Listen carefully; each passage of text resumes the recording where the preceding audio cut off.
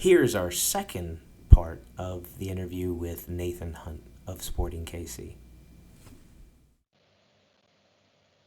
In our sort of entry level coach qualifications in England, we do probably a lot of planning, but probably nowhere near enough doing and reflecting.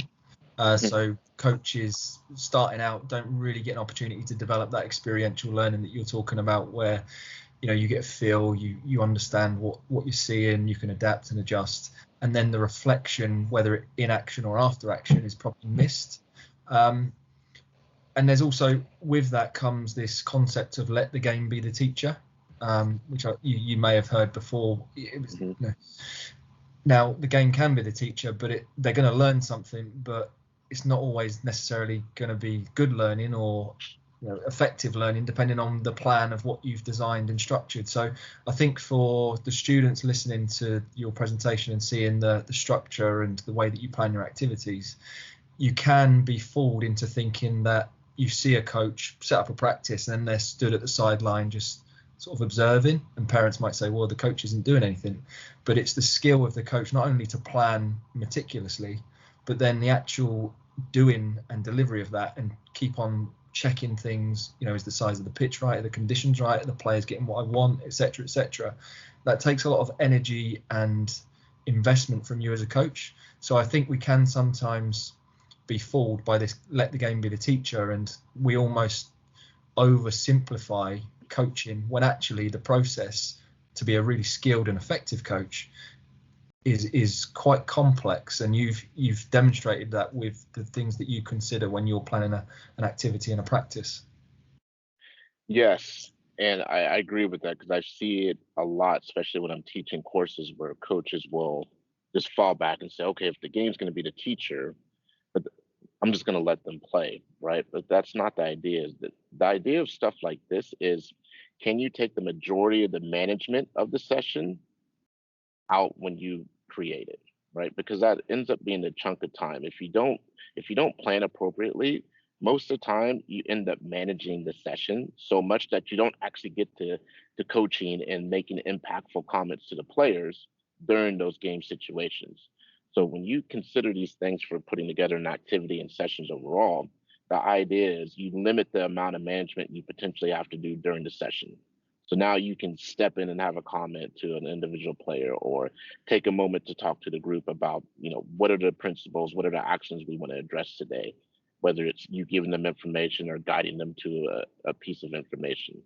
Those are the things where you can be so much more impactful as a coach if you've managed as much of the session as possible ahead of time, right? Because I've been guilty of it again, where lack of planning means I had to adjust so many things during the session. Next thing you know, we're 35 minutes into the session, right? And so now the players start to get into a rhythm because the management and the setup's correct. Well, then next thing you know, we're an hour into the session, right? And now you got 15, 20 minutes left, and the players just started getting into a rhythm, and you just started giving impactful information, and then you're gone. And then you're essentially starting over again the next day or the next training session. So totally agree with that, Graham. It's not just let the game be the teacher, it's organize the environment so you can make your coaching impactful based on the game being the teacher. Yeah. Love it. And if you don't demonstrate your activity at the beginning and explain and show and check for understanding to see if everyone understands it, you're spending the next 5 minutes just trying to, as you said, manage the activity and get it to where it needs to be. Excellent. Okay, so how do you progress from one activity? What are the considerations when you go to the next one? So you've about one. Now let's go. How do we combine two sessions together? Yeah, two sessions or two activities in a session. Two activities. So we use the term practice is equal to the same as activity. So how do we link those two together? What are your considerations then? So there's a couple things I consider right away. Is am I going to make the environment more complex? If so, do I potentially look at keeping the objectives the same, right? If I don't make the environment quote unquote more complex, do I change the objectives, right? So it comes back to those considerations of how do I want to progress them today? Is it I want to progress them via adding space, right? Which means I'm going to add number of players, etc. Do I want to progress them based on maybe let's take kind of the model you talked to me about, which is we go from technical to skill to game, right? I may just simply change the objective from a technical objective to a skill-based objective to now to a more tactical or strategic objective, right? And I may keep the activity the exact same, maybe tweaking a scoring method here or there type of thing, but in terms of numbers, space, rules, it doesn't change, right? But there could be, I want to increase it based on, I want to add a line to the activity, right? And remember, when you add the space, the numbers, etc., like the complexity is going to go up, but the number of actions the players are going to get inside of that situation are going to go down, right? Now, they may get very clear, impactful, quality actions, but they may get one every 4 minutes. Whereas in the previous one, if I have smaller numbers, less space, it may not be as impactful, but all of a sudden, Colin, Graham, and myself are getting a lot of actions inside of that activity. So that's a couple of ways that I would progress the activity. It's going to be either adding complexity, right? Whether it's width in terms of complexity or whether it's verticality in terms of complexity. You may say, I'm going to start with the spine of the team today, right? I'm going to start with the 1, 4, 5, 6, and 8. Let's just say, for example, right? And then the complexity is going to be added when I add the width to the team, right? Another way to do it is say, I'm going to start with the back 5, right? And the complexity could be added when I add the next line, right? So there's a couple ways to go through from activity to activity. But again, it comes back to what's your overall goal of the session, right? What's your methodology that you're teaching within, et cetera. For me, it really boils down to, again, the objectives. Like the objective I set for the activity is therefore going to dictate how I structure everything else, right? So, all right, let's give you some context then. We've got some grassroots coaches, and over here it is you get them for a match on the weekend, and then you get one training session a week. Mm-hmm. So when we talk about, session development design, we're talking about like we're pros. We've got 3 or 4 days out of the week. We can really link one session to the next and that. So now reality, you've only got one session. Do you pick one topic the whole time, or do you go, you know what, we need to work on this and then we need to work on that, whether it's a defending or attacking topic? What would you do in that scenario? One session, huh? One session a week. How long is the session? Let's give it an hour. Let's say an hour and a half. We'll be kind. Okay. So I guess a question I would ask the coaches is, do you want your players to be a jack of all trades, or do you want them to be a, what's the correlating term? Do you want them to be a master of certain trades, right? And I think that's a decision the coach has to make, right? There's pros and cons to each, right? So say you want them to be a jack of all trades because it is this grassroots environment where you get them once a week and then they go off to basketball or to cricket or to lacrosse or something else, right? So they're doing a bunch of different sports. It may be okay that group wants to be jack of all trades. Maybe you hit 1 or 2 topics a session. Maybe your group says, no, we want to be really good at X. Part of it may be, Colin, have they actually talked to their team and asked them what they want to do, right? Do they want to know what they want to do? But let's put it in the context of what I know you're asking me about is how much is too much in a 60-minute session, right? So let's just say we want to work on defending, attacking, and transitioning when we don't have the ball. For the grassroots environment, how much are you going to be able to actually teach them that they learn versus how much are you going to just give them information and hope that they retain it, right? And that's ultimately what us as, whether you're a grassroots coach, a a club coach, a performance-based coach, it boils down to, are they going to learn? Because this is ultimately a learning environment, right? I don't care whether it's grassroots or whether it's first team, it's a learning environment. And are you giving the players too much, right?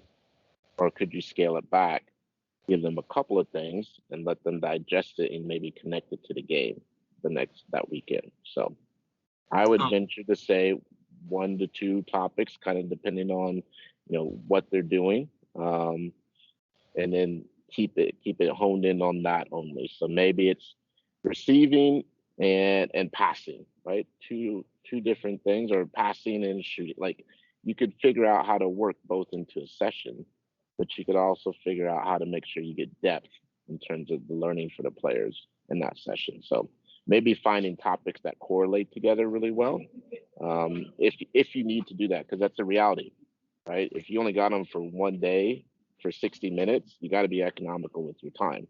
So maybe as a coach, figure out which topics make sense to pair together, so that way we can address both.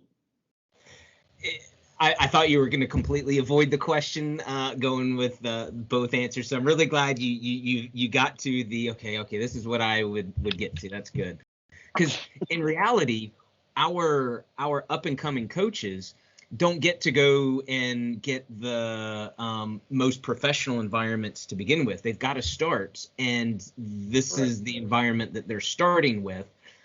But they keep hearing, if they listen to podcasts, if they, watch Sky Sports News, if they're, watching what others are doing, and it's hard to translate back into what you said, the context, and knowing what that entails in your decision making. Even though you'd like to do something different, you need to go back to what your players want, or what you deem the most worthwhile. Or, as you said, economical. Okay, Graham, what would you do in this situation? What would you coach? Yeah, I think Nate's spot on in terms of you want to make an efficient use of the time that you've got. And personally, what I would do is, you've talked about it briefly, Nate, but I would use a whole part whole method, but I wouldn't do it as the session. I would use the game on the weekend as part of that whole part whole. So the game is the whole, and then the session in the week is the part, and then we use the game at the weekend. So the week-long microcycle is a whole part whole. So I think we talk about like accelerated learning cycle. So like connect, demonstrate, activate, consolidate. The problem is, if you've got 7 days between sessions, you never really can connect the learning, and you probably don't get enough time for them to consolidate and demonstrate that learning's actually solidifying and you're making progress. So by using the game, I wouldn't have a win-lose approach on the game day. It's an extension of the practice. So we've worked on using your example of transitioning to defend. Now the game on the Saturday or the Sunday is our opportunity to put that in practice. Win, lose or draw, have we made improvements? Have we embedded it within our performance? Then we move on to the next topic, and then the whole process goes again. That's the way that I personally would do it, and I'd probably take more of a games-based approach. If you're only going to see them for an hour and a half, for me, spend more time doing games than technical repetitions, because I think that's where you get your value for money and efficiency of time. But that would be my approach to it. Oh, that's good. And Nate, you talked about your objectives, and I think Graham kind of linked the training objectives back into the game objectives and using the game as the learning. And so that's very, very well played, Graham. I like that. Well, it's even, Colin, sorry to cut you off. With my last ODP group, I kind of experimented with them, and I ran essentially play one in practice as their warm up, right? Because of the lack of, almost what we were talking about, the lack of time I had with them to prepare for the event, I needed more training time with them, right? So I would even, say in Graham's situation too, or example, like, is the warm up one of the games from the last training session, right? Or a progression of the game from the last training session, as opposed to the typical warm-ups that we see. Now, part of that is, again, coming back to conditions. Do you have space, etc.? But if you can get those things before your game, why not run 15, 20 minutes of either what you did at the last session or progression of the last session, and then you go into the game. So it's almost a whole part whole, to where now hopefully you can link them. So it's just being creative. Not everyone has a perfect situation. You just got to pick what's going to be best for your players and what's best for you as a coach to facilitate, and then figure out how to make it go for the players. So that's awesome. And that's key as well, isn't it? Like joining the sessions together. So it's not session 7 of 70, but how does session 7 link and build to session 70 further down the line? I think sometimes, especially in a part-time where you turn up with your bag of balls and you coach on a Wednesday evening for an hour and a half, it's very easy to fall into that trap that the sessions are just isolated. It's 90 minutes, just deliver what you can and then move on to the next one. Whereas joining those sessions up is really, really important, because that's where you see progression and learning. And if you can bleed the sessions together or blend them together, so start with the activity you finished on last time or bring in something that you did from last session, again, I think that's a really good solution to maximizing the time that you do have with the players. And for clarity, when Nate's talking about ODP, last time we had Alex on in Germany, and he was a regional coach for the DFB. That's the exact same method that Nate's in. So in America, because it's a huge continent, you have, state teams per age groups, and then they form region teams, and then that's what helps form national teams. And my assumption, I don't know if this is true, Nate, you may know better than I. My assumption is we created that back in the 70s because that was the German way, and so we kind of use that as our national team selection. But it's much of this. I have no one to. I don't even know if we have anyone to ask to see if that was. Snow. Sam, you know what? Sam probably would. We need to ask him sooner rather than later. Okay, so this is perfect. So this leads into the next question. Now that you do have a full week of training in your microcycle, game on Saturday, you've got another one next Saturday, you've got 3 real training sessions that you can work on. How do you take identified topics from the first match into training to develop into the next match? So making sure that I'm clear. So what I observed in the match, how do I then take that into training and then take it into the next match, correct? Yeah, what's that microcycle? How do you progress from, if you just took one topic, how does that progress through the week in a microcycle? Or so I would first back up and say my planning shouldn't come solely from the match observations.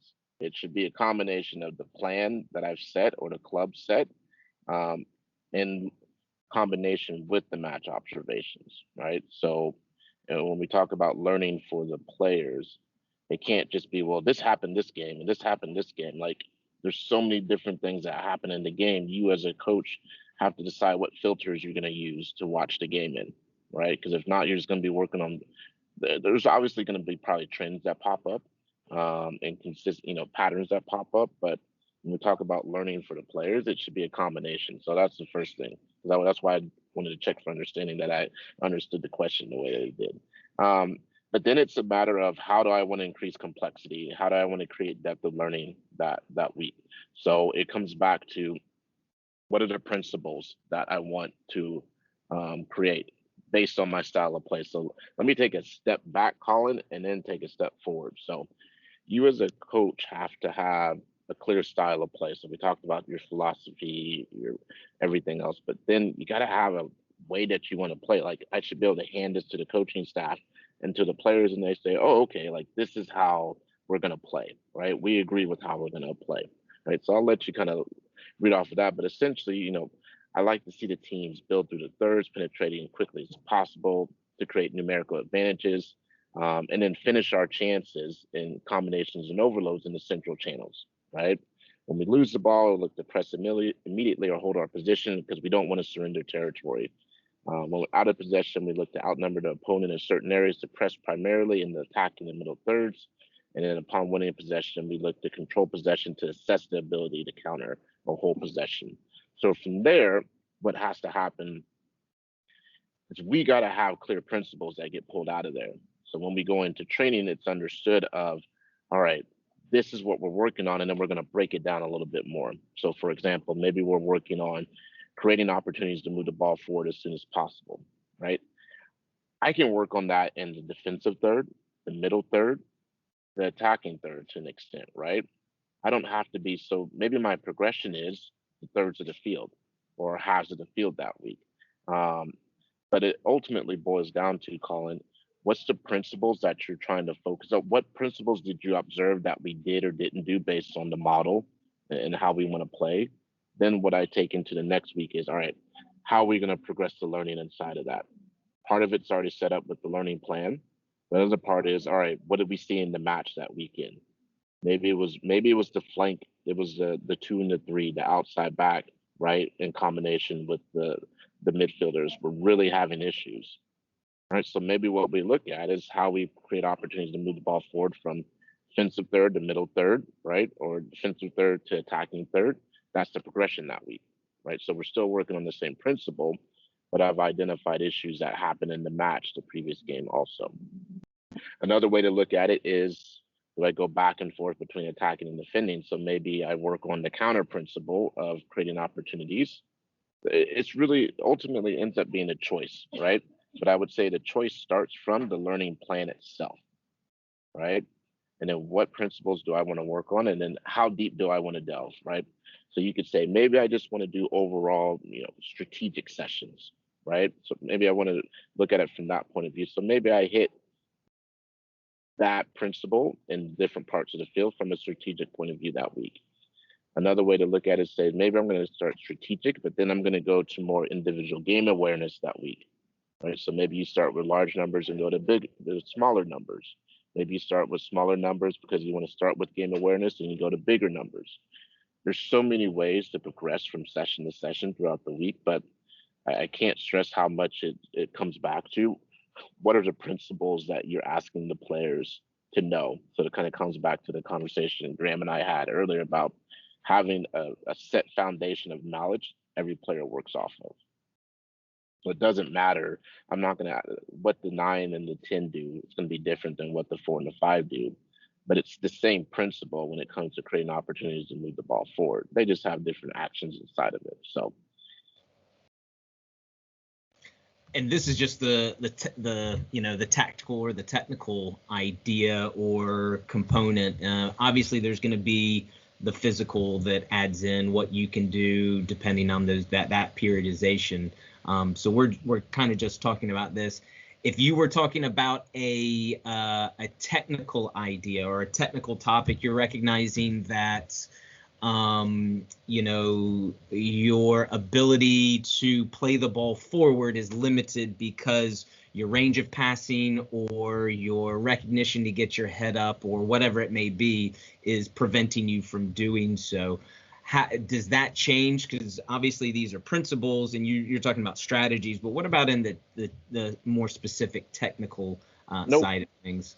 So let's keep doing the same one, create opportunities to move the ball forward. Based on what you're saying, coming back to what are my objectives for the activity or what are my goals for the overall session? Maybe it is really technical skill based. So guess what? I'm going to set everything up appropriately.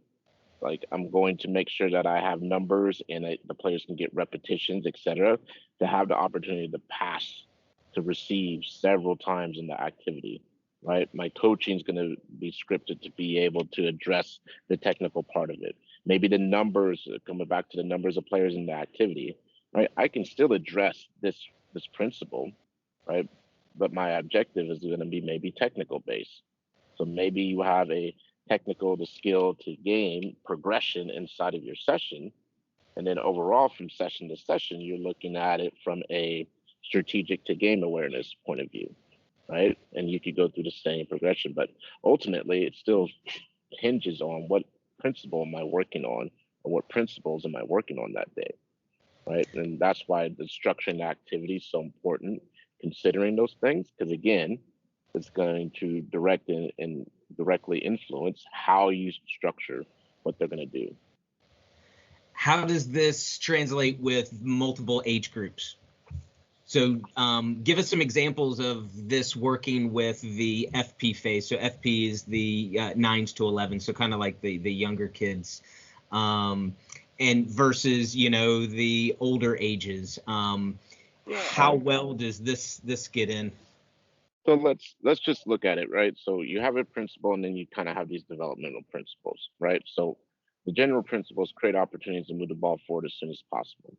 And then there's these developmental principles that we want to see the players hit, based on, I typically did it in 2 to 3 year segments as opposed to seasonal, but stretch the opponent lines vertically and horizontally. So what does that look like for the 9 and 10-year-old player?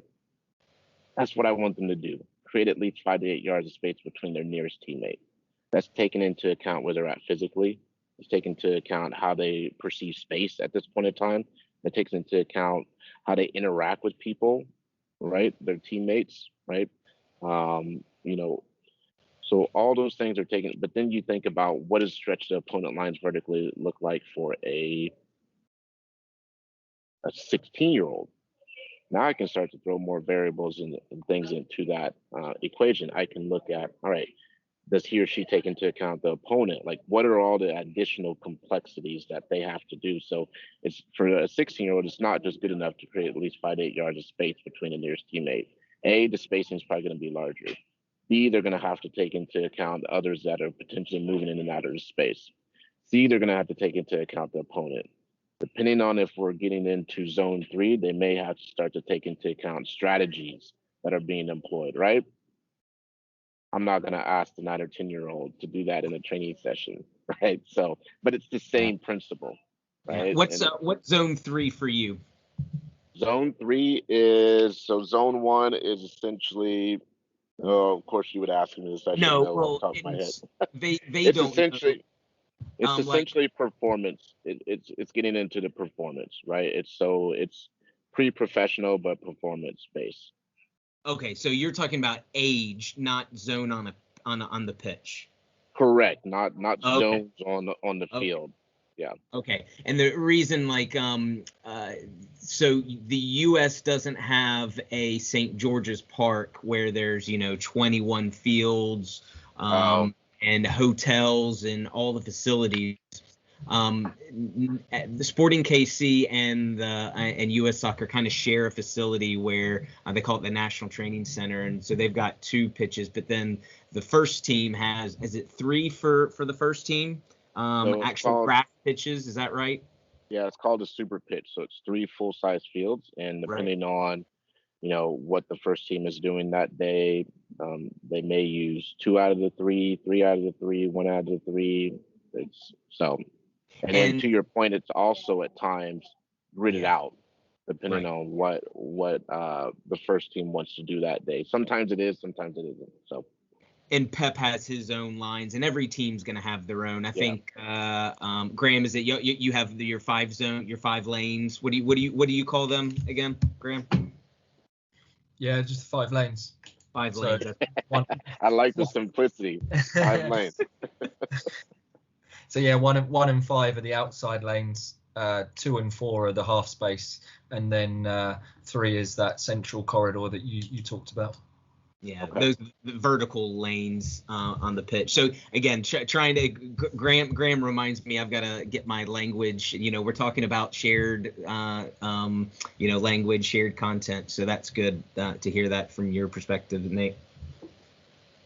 Yeah, and good clarification too, because I imagine I would have probably confused people if you hadn't jumped in with the zone stuff. So. Yeah. So.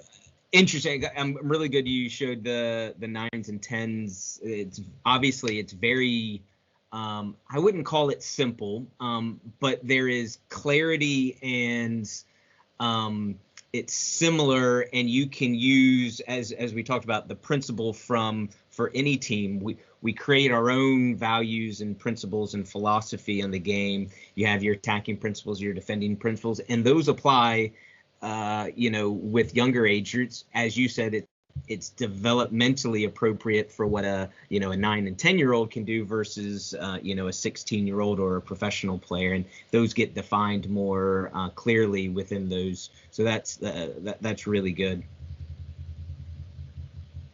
All right.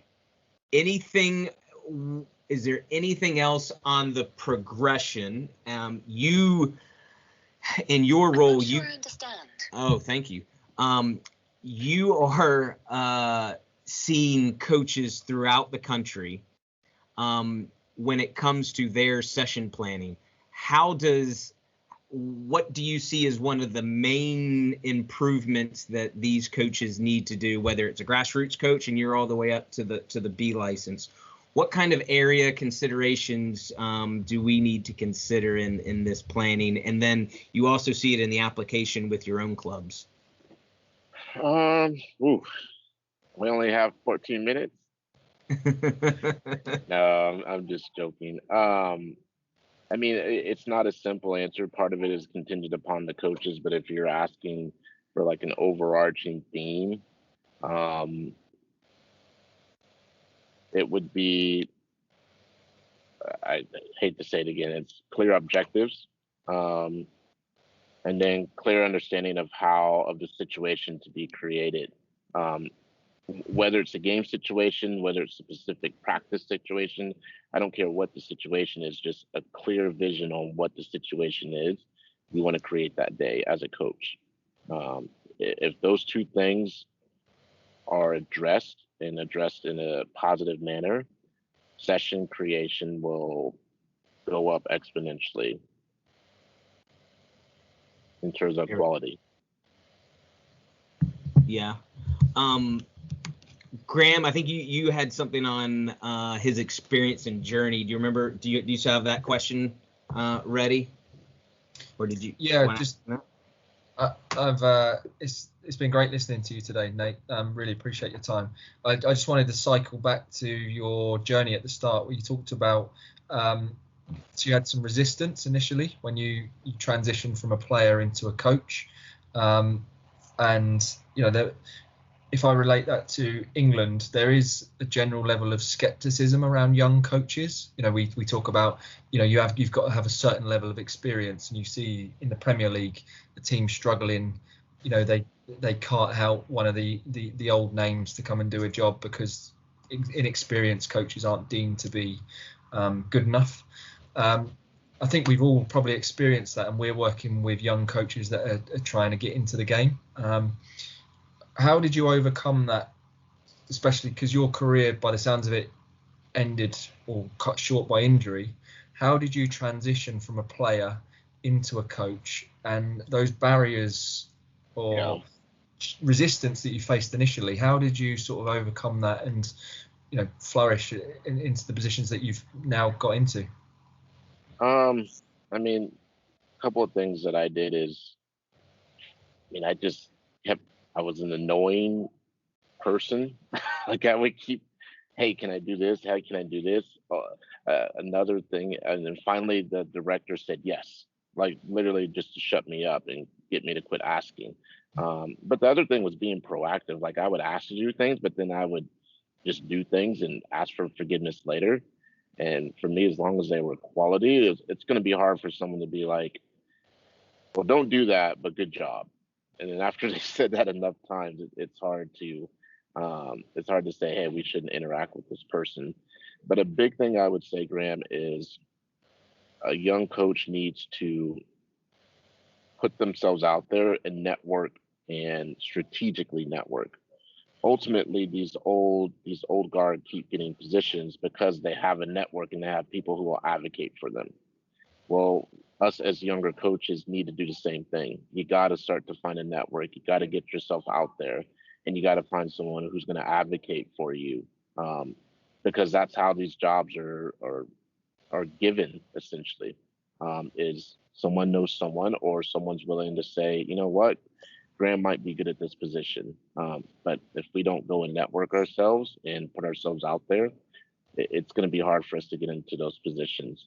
And then ultimately, other things that I did is I just tried to make sure that I was good or great at a lot of things. So it was close to impossible for someone to say no.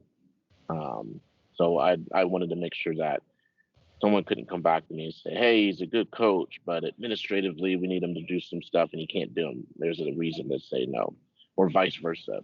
So ultimately, I figured I was like, I got to be good at everything and great at a lot of things. So that's some great advice.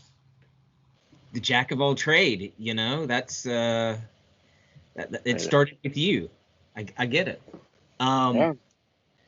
Thank you for taking the time. We appreciate your insight, your expertise, and the knowledge you dropped on us, sharing your examples as well. Always a pleasure to see you and talk to you and learn more about you. So it's I appreciate you. I appreciate you guys, man. Appreciate you having me on, and if ever again, let me know. All right. Thank you. Thanks, Nate. Nice to meet you. Thanks for joining the conversation. If any of this has sparked an interest in you, check out the resources in the description below to find out more. May the myths be dispelled and the truth stick.